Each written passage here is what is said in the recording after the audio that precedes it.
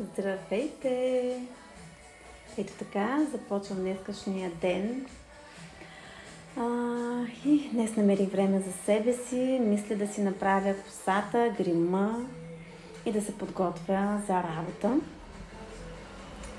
Дойде време да обърна малко внимание и на моята коса за настроение.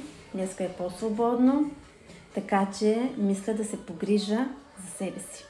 Ще се видим след малко, да видим промяната. Ето ме отново. Ето виждате колко ми е дълга косата, но в момента абсолютно е измита с нощи и абсолютно не е обработена. Смятам да я обработя, да се направи обем за днескашния работен ден, да имам самочувствие и да изглеждам добре. Ето подготовката на косата. Просто я разпуснахме, вчесахме.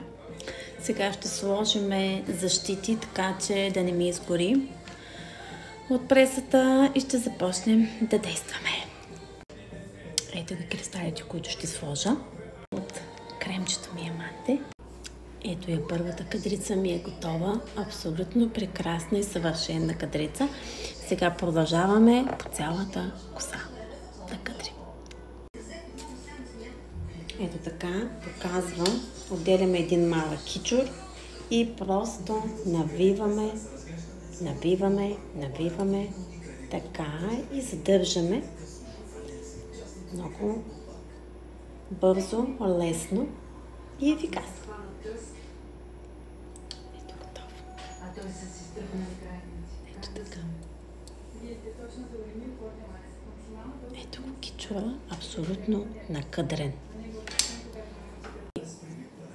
И моите вече разпуснати накъдрени кичури. Продължаваме. Ето виждате, вече е разрезана. Ето и малко обем си направихме. Абсолютно леко, понеже не ми е толкова гъста косата, но може да видите как абсолютно така едно нежно обемче, което създаде плътност.